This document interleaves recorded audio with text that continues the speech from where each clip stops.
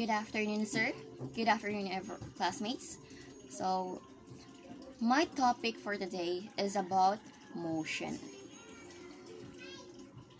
So, first is I have here a video in which it also describes about motions or references of point about motion. So, here is the video. Force and motion. Imagine you're playing in a playground. Think of all the things around you that can move. The seesaw goes up and down. The swings go back and forth. The merry-go-round goes around in a circle. There are so many ways in which things move. Everything we just described is a type of motion. Motion is movement from one place to another. When the seesaw is still and you and a friend sit on it, it begins to have motion. One seat goes up while the other goes down. They change their positions. Position is the place where you are. If you change your position, you are moving. There are different types of motion. Okay, so that is about motion. And now let's proceed to our activity. So it's our activity time.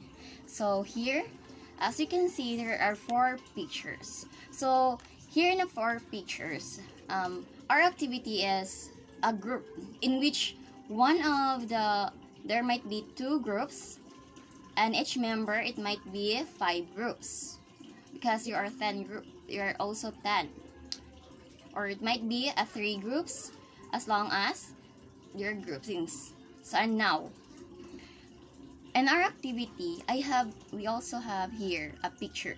So first picture is a train, and second picture is a man and a bike. And third, we also have here a guest are flying. And fourth last, we have a meteor is shooting. So that is for activity. So here in activity, you will investigate about the motion. Okay. So now, after you have seen about the picture, about the 4 picture, which is the train, a bike, a man and a bike, a guest that is flying, and a meteor is shooting. So first, I have here a question is, what is moving and how it is position changing when it comes to the train, man and a bike, guest and a flying, and also the meteor that is shooting. And second, we also have here, what is your frame of references if the train is moving?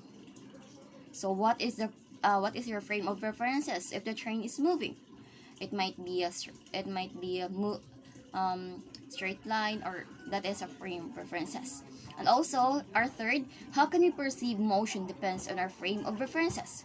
So here we also have depends on our motion of, like for example, a train. If we're in a train, or it might be a man on a bike, what are our motions? So it depends on our frame of references.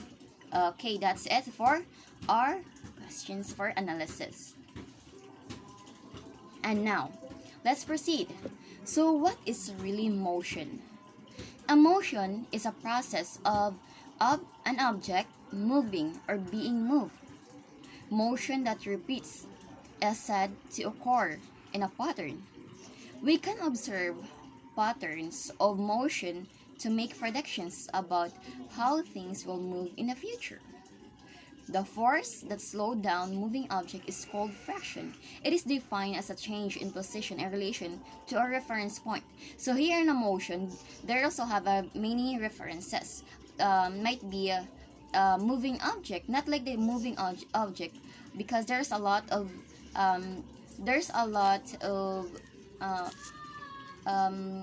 changing positions, like walking, that is also an emotion. And also here we also have a reference point. So what is reference point? A reference point is a place or object used to comparison to determine if the something is in motion. An object is motion if it changes position relative to a reference point. Object that will also what we call stationary, such as tree, a sign, or a building, make good references to the point. So here in a reference point, it's about moving positions. Um, it might be like for example the seesaw. So it is moving positions. It might be up and down. So that is about reference point. It's changes. So that is motion. So here I also have motion. There's also different types of motion, but here I also have linear motion. So what is linear motion? So linear motion is a straight line. So just like for example a car that is a straight line. It might be the car is going to the right or left, but as long as the car is going to straight, that is what we call linear motion. So that is a straight line also that we call. And also we also have here non-linear motion. So what we call is non-linear motion is not a straight line. So just like for what I have said, a car, if the car is going to the right or the left, that is non-linear motion because it's going to the right and left. Not unlike the car is straight line, that is what we call linear motion. So that's it for the motion. And now, when analyzing linear and non-linear motion, a distance, a displacement, a speed and velocity, a relation and deceleration are some commonly we encountered in physical quantities about the motion. So that is the motion. So I also have here an example. So example, if the bus is moving, like you're a student, if the bus is moving and if the bus is moving and you're going to school, so as you are stand at the sidewalk, so it's obvious that the bus is moving, right? But what about to the children inside the bus? So as we observe, if we are in the bus, we can say that the bus is moving, but the bus isn't moving relative to them as they look at the other children sitting in the bus. So as we are in the bus, they won't appear to moving either because they're just sitting. So if the ride is really smooth, and the children may only be able to tell that the bus is moving. So we can say that if we are also a student, if we're looking to the window, we can say that the bus is moving by